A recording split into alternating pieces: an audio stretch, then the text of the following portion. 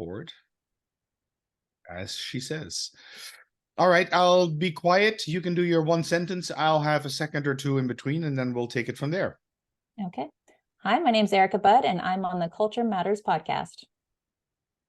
Hi, Erika. Good morning, or good afternoon, or good evening. I have somewhat of a clue where you are, but not 100%. Plus, the audience, of course, evidently doesn't know you. Neither do I 100% though. So give me and give us a bit of an introduction about who you are, where you are, and what is your cultural frame of reference. In other words, cultural frame of reference is not a holiday to Cancun. That is not a cultural frame of reference necessarily. So go ahead, please. And it's funny you say that because I'm originally from California, which Californians everywhere they go is Mexico. So they think I've traveled out of the country, right? I've gone to Mexico, but it doesn't count when you just go for a little cruise or across the border. But or a resort even. I mean, I had a cousin who went to the Dominican Republic from the Netherlands to the Dominican Republic, stayed in that resort for 2 weeks, didn't see anything. So that's not a cultural frame of reference. A girlfriend of mine, because my big thing, which I will tell you, but is traveling with your children to open them to culture, right? And she said, okay, I've traveled with my son now. I'm like, oh, really? Where did you go? Because she's traveled to 75 countries. Where'd you go? Oh, we went on a cruise, like a Caribbean cruise. I'm like, that doesn't count. So true. Nothing against these cruises, but for a true taste of culture, that's not what you're going for. But anyway, so my background, I'm based in Chicago right now. I started traveling when I was 18 as an au pair in Madrid, had an awful experience, and somehow that did not deter me from traveling. I've never been around anyone who's traveled my entire life. In fact, when I started traveling out of the country, my family would say to me, why? Like I had several people ask me that, which I think is the mentality of the average American. But I did. And I was also of the mindset, I'm a single mom. I was also of the mindset that I did not want to travel with my child until he was old enough to appreciate it. It was too expensive. That's completely changed as well. So now my whole focus, before my child, I traveled to about 30 countries. I lived in Australia for 3 years, which was an amazing experience. I was in a career, I'd been kind of searching for a career that was fulfilling. And I always tried travel because I do love to travel the world, but the travel industry is not easy. So that led me to what I do now, which is I write children's books about countries with the whole goal of trying to inspire them to travel, hopefully one day, to the places they're reading about, to try to introduce them to these cultures that they're not aware of, to try to get their parents excited about it. So that's my way of trying to introduce culture into their lives, and to really think that, hey, I could do this one day. So I do that. And I also have a podcast where I speak purely with parents to try to inspire other parents to travel abroad with their children. So basically, if I summarize this whole thing, you're an enlightened American. Yes. Yeah, exactly. Not your typical American. Well, it's something that does come up. I mean, when I do my workshops, I ask a question: which two countries are the most ignorant when it comes to cultural differences, or most insensitive? Not ignorant, insensitive. And usually, people come up with Americans, because it seems to be such an obvious thing. And I disagree with that. I disagree with that for the following reason: that quite a big percentage, if not half of the population, doesn't have a passport. You also don't need a passport. If you want desert, it's around the corner. If you want sea, it's around the corner. Skiing year round, of course you can. Why would you need a passport in that huge country? And the other reason is that when you turn on the local news, when you turn on your TV and you listen to, well, even if it's CNN or your NBC or ABC, you get the news with a 20-mile radius around where you are. That's so the pram trips, and that is important. That we've got somebody on the spot, and he's going to interview and stuff like that. So it's not strange that Americans are not aware of what goes on in the rest of the world. You really have to reach out and search for it. Well, and our biggest issue right now is whatever is on the news, you have to see if it's true. So even if you do hear about things going on around the world, so many Americans are blinded to whatever the news says is accurate, but it's also not true. So you're not really getting a true representation of True. other cultures anyway, because what's being told to you Yeah. is not usually accurate. Not always, at least. It makes sense to check. I once saw a Facebook post passing by somebody who I vaguely know, and there was a statement, and then I simply said source question mark, and then Yeah. he came back. Is that important? Well, I think really, okay. Well, if you don't get that, then okay, you believe anything that anything that publishes. I have given your introduction, I already wrote down a few questions for you. The countries that you traveled, you said 30 countries. Any preference for a country that you have been? Honestly, kind of like I've been to a couple countries multiple times because like my son and I just got back from living in Barcelona for a month because I wanted to kind of get immersed in the culture more. So I chose a month during the school year to take him to. And Can I ask how old he is, please? My son is 9. 9. Okay. All right. Yeah, he's 9. He's young. So, but it was really important to me. It just kind of worked out that way. And I just really wanted to get immersed in that culture a little bit. So now Barcelona at the moment is my favorite. So my favorite type of vacation is the one that I can really start to learn the culture. Before that, it was Vietnam, which believe it or not, was on a river cruise. But I do believe that river cruises are much different than ocean cruises. I guess so, yeah. They are, because like on this trip, we didn't stay, like we didn't go into any of the main areas. We were going down the Mekong River. We were visiting the homes. We were spending the days with the locals. It was wonderful. And that I love that because again, we were getting to understand how the locals in the rural areas live. We went to the schools, we went to the homes, we went inside. So I enjoyed that experience as well. So okay. And you speak Spanish then as well, going because you spent some time no, in that's why I Madrid went and now to Barcelona. Spain. Yeah, Pardon? no, that's why I chose Spain, honestly. But I didn't Okay. know that Barcelona, Spanish is their second language, not their primary. So it ended up backfiring a little bit. Well, it's more of an accent. This Catalunya is a bit more of a, well, I never say that to a Barcelonan. Yeah, For me, what I understand, anyways, it's the most learned language for Americans. Spanish is. it is because we have Yeah. such a huge Mexican population. Ah. So it is. I do have a Mexican background though. So I do want to learn. My son and I really am trying to learn Spanish. I wasn't raised Spanish, but that was one of the reasons for being in Spain twice, both as an au pair and then as I was older, but Okay. not as All right. easy. Cool. All right. So Barcelona was nice. Was nicer than Madrid, at least. The experience was Madrid itself is wonderful. I really liked that experience. I mean, I liked the town itself of Madrid, but Barcelona, I was just able to really enjoy while I was there. So I loved it. Yeah. All right. Well, that's interesting. Why did you pick children? Why not educate adults who usually have a bit more of a frame of reference and can understand somewhat more of to some extent, more or lesser extent, theoretical background? Well, a couple of reasons. One, if you start with them younger, then hopefully as they get older, it's going to be a no-brainer. Like starting with my son, taking him now, he doesn't know anything different. He just he talks to his friends. I'm going to live in this country he was just saying that this morning. I'm going to live in this country when I'm older. Because I started with him young, he knows that that's even an option. He even thinks about that, right? So that's why I start with kids, because I think that now once you introduce them to the fact that this is a possibility, that stays in their head as they get older, right? And to me, they're easier to get excited, right? They see these beautiful pictures and these picture books and they go, wow, I could do that. That's so cool. And my books are a little different as well in that they include augmented reality technology. So what that means is that like there's a QR code, you scan a certain page. So like first book's on Australia.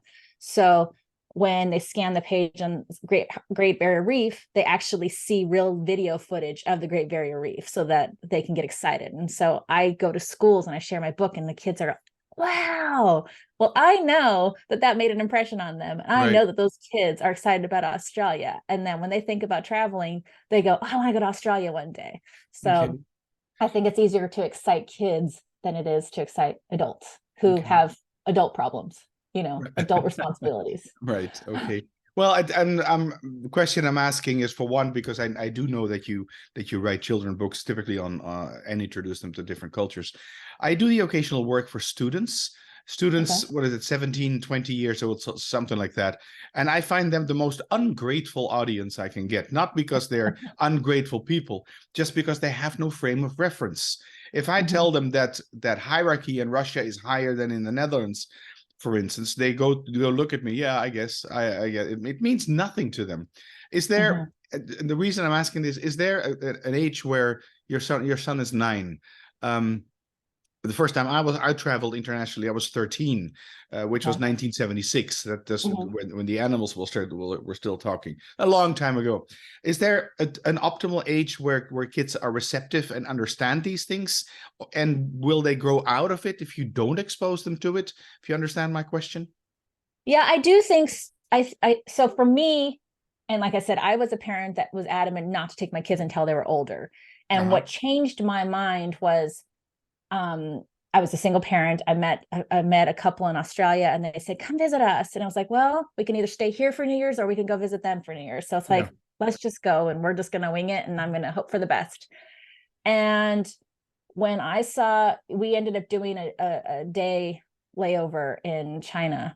And so I got a visa and I took him out because I wanted him to see a little bit of it. Yes, it was only a day, but it was his first introduction. He was 5.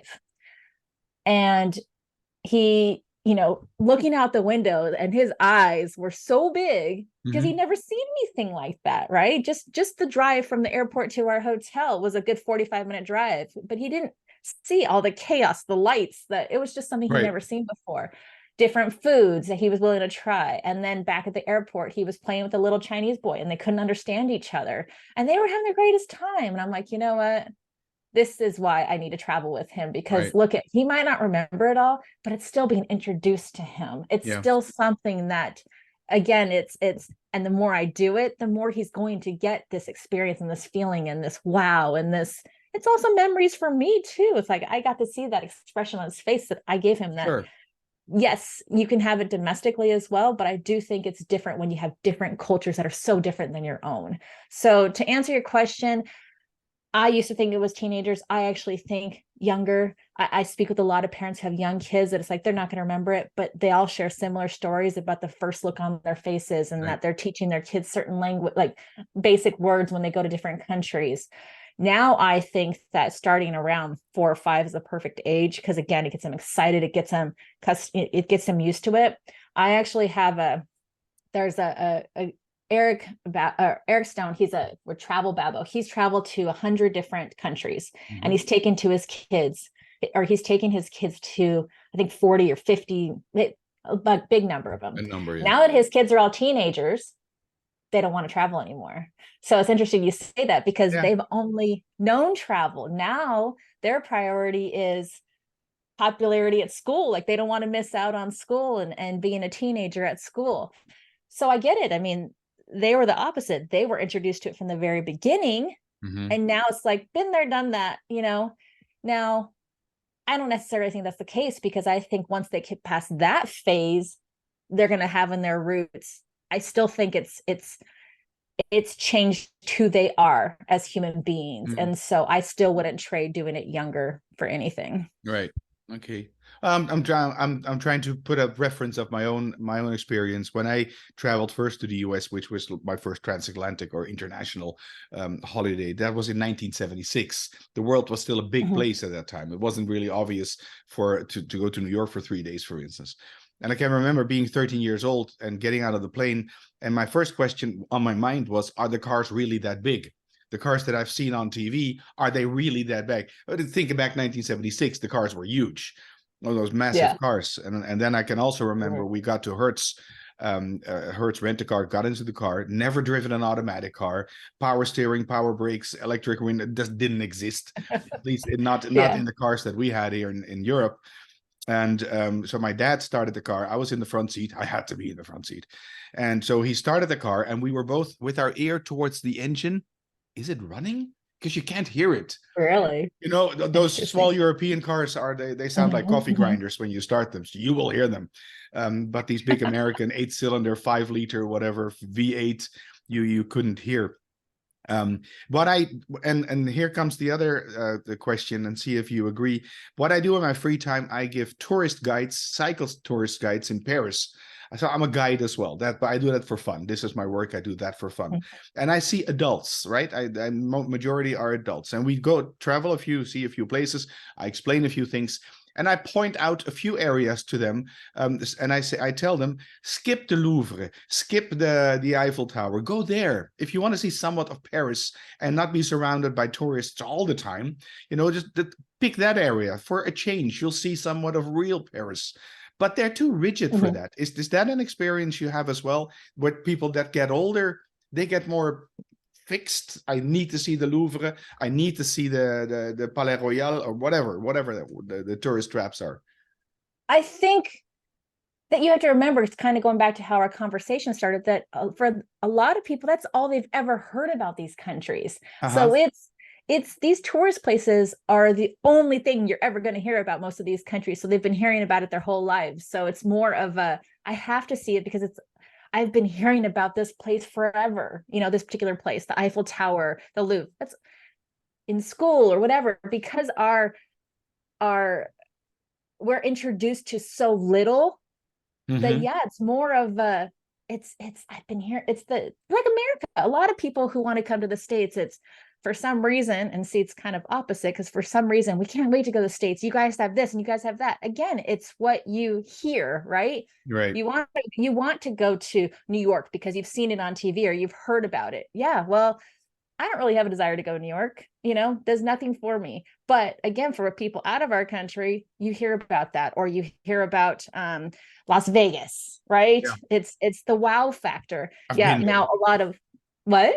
I have been there, yes, twice. Yeah. And again, though, those are your touristy spots that when you go to the States, you have to go to certain places. It's the same for each country. It's yes, the local areas are interesting, but we have to hit those spots because it's the places we've heard about. And it's the same, I think, either way.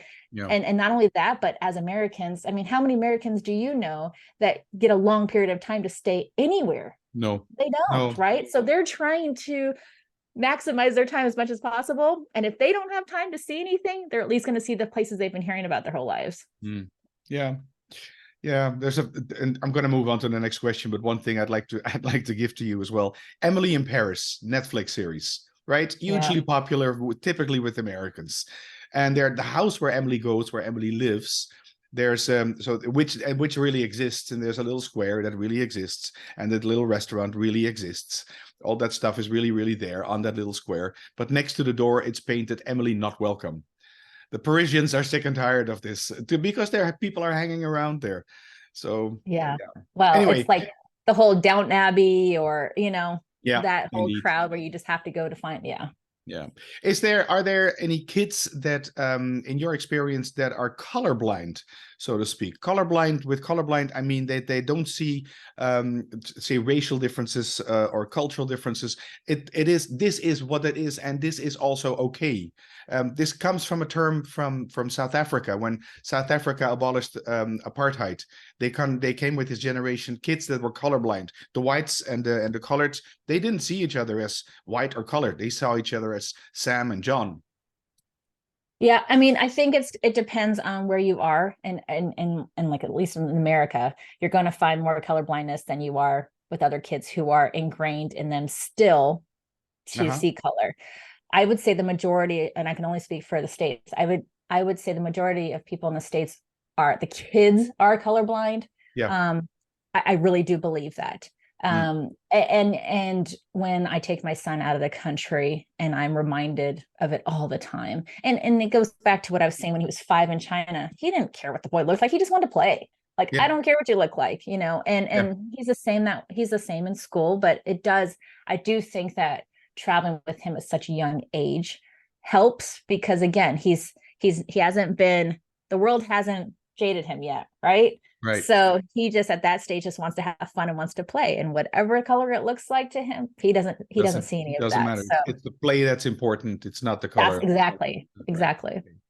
How do you, which is for me a nice segue, how do you teach kids then about new cultures? You just gave an example about the Great Barrier Reef, etc. How do you have a certain method that you use in your books for kids, and for what age groups are they?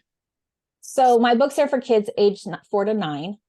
Uh-huh. And to introduce them to culture, yes. So I show the videos of it. So it's kind of that, again, it's that wow factor. That's so cool. I also do the characters in my book. There's 4 characters. I tried to make them as diverse as possible, more because I wanted kids to see themselves in the characters and see that, oh, look, someone like me is traveling to this country. Someone Right. like me is doing this. So that's why I did it, so that they can see themselves and imagine themselves traveling to these different countries. Uh-huh. When I speak at schools and I read my book, I follow it by, what did you learn? What's the American culture? What did you learn about, say, Australia's culture? Uh-huh. And why is it so important to learn? So we speak, we speak for about 20 minutes just on the fact that culture, why it's important. I have the kids answer questions. So I tie it all together for them so they can understand. What kind of questions do kids have that you talk to? Um, what kind of questions do I ask them, or what do they ask me? What do they ask you?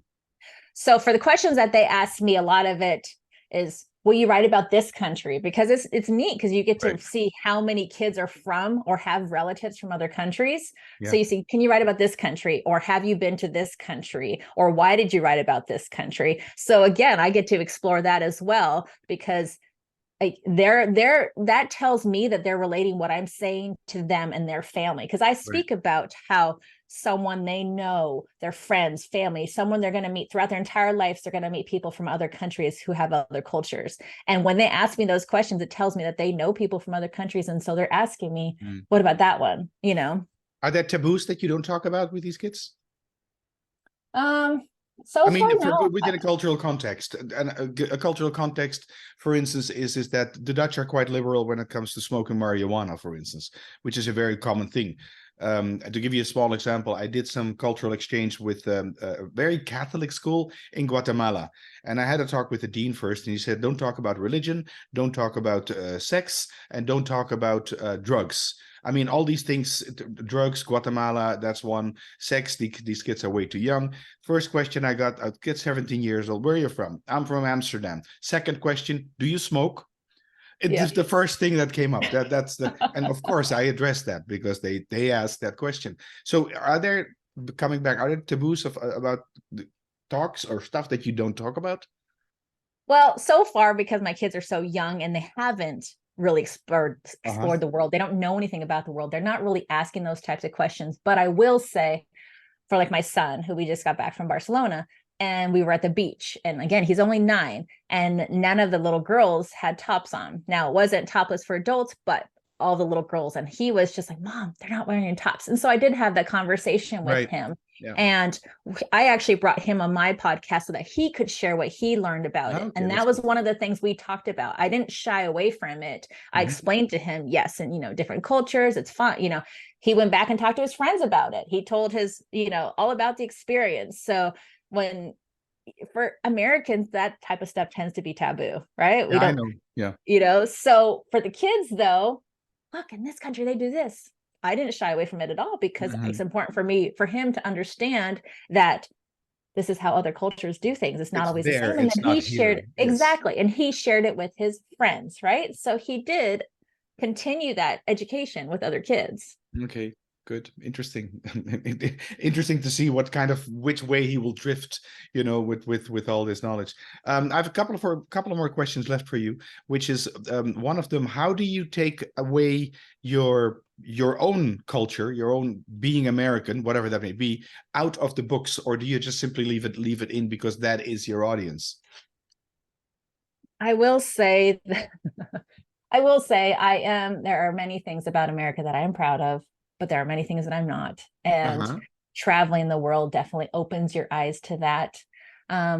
Food, say for example, food that comes up almost every single day, because I'm reminded. I was just talking to my son and his friend this morning about the food, because I just saw an article about chicken being completely created in a lab, and I'm like, oh my gosh, what are we doing? Uh-huh. And so we had a whole food conversation about the quality of food, like in Barcelona when we were there, and how the cows were raised versus the cows here. So when I travel, unfortunately, I do find myself, the more I really start to experience other cultures, the more I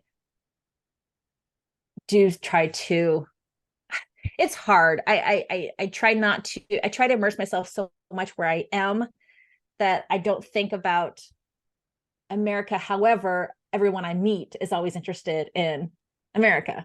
Right. So no matter what, it kind of is attached to me, because they are curious, and it's not usually positive, of course. I mean, it's a part of who I am, and we obviously have a lot of Yeah, differences, I'm not saying it's good you or know. bad. It's just, I mean, Yeah. I use a model of culture when I talk and teach, which is adult learning. Is I use a model of culture which was developed by a Dutchman, and that's just coincidental that I'm Dutch myself. And he correctly wrote. He said, I cannot get myself out of this equation either. There will be part of my Dutchness in the research that I've done, just the way I've asked these Yeah. questions, because I cannot take myself out of my own culture, and it's not good or bad as long as as long as you realize that.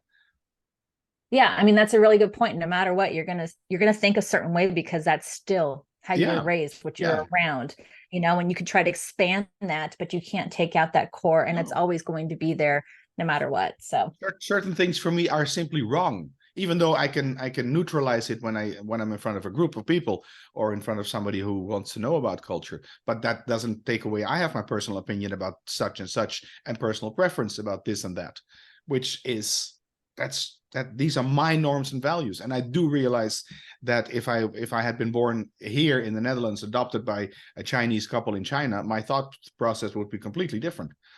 So yeah, well, anyway, definitely. Well, I was just gonna say one thing before we wrap up. And I kind of lost my train of thought. Never mind. Go ahead. I lost my train of China thought. adopted China, Chinese thinking. Yeah, no, it's okay. Sorry. Okay, well, if it does pop up, never mind. I'm going to ask you for three things to make yourself, or to make one more culturally competent from your own experience, if you can. From my own experience, that's what I was going to say, the wrong but right. Let me add that real quick, because I know this is something that when you travel you learn, like, oh, that's the wrong way. That's one of the things that I instill, and this can kind of answer my one of my questions, or one of my answers to your question as well, is introducing the kids. That's one of the things I instill when I speak to all of the kids is, but is this wrong? No, it's not wrong. It's different. And to Right. me, starting to educate your kids from the very beginning, you could show them examples anywhere in your own home. You don't even have to travel, but starting to introduce kids right away to it's not wrong, it's just different, to me is one way to start tackling embracing other cultures, right? So Yes. that's one way. For me, everything has been, yes, definitely you want to experience as much of the locals as possible, but as much of the local experience as possible. But I understand the hardest things. I understand Americans can't always do that. I understand why they do what they do. So for me, the biggest thing is just try to educate yourself as much as you can. There's so many resources out there now. A lot of people that travel can go to Facebook, and there's a million groups out there. You can go to single parents going to Beijing or whatever, and you'll find groups on there. So there's so Yeah. many ways to educate, or you can find the opposite. It doesn't really matter. The point is there are so many groups out there that there's no reason why you can't be educated on what it's really like, Mhm. and what you should know before you go anywhere, or what it's really like to try to interest you in going there. So educate yourself as much as you can between groups, podcasts, whatever works for you. Uh-huh.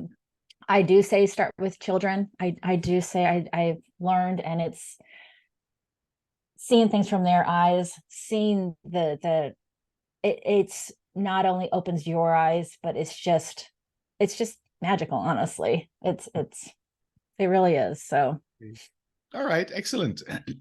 One last question then, which is, if people want to get in touch with you, or know more about your books, where can they do that? so my website is Big World Pub. So like it's a big world out there. So Big World, and then pub, short for publishing. .com, dot something? Yes, bigworldpub.com. Okay. All right. Anything else that personally about you, or just they will find their contacts on that website as well? Yeah. No, I mean, I guess it was a great conversation. So it kind of opens your eyes to a lot of different things about culture. So I hope I did that, but especially with the power that you have to introduce your kids, and Yes, the change that you can make in the world just by opening your kids' eyes. it's true. I fully agree with that. All right, Erika, it's been a pleasure talking to you. I like the subject. It's a new subject that I have not interviewed an adult about. I have interviewed a couple of kids, one from Guatemala, one from the US, and one from the Netherlands, my own daughter, which was kind of fun of these three kids talking to each other. Oh, that's that great. that was kind of fun as well. Yeah. All right, well, thanks so much. And I'm pretty sure we'll bump into each other in the future. Yes. Thanks so much, Chris. Ciao.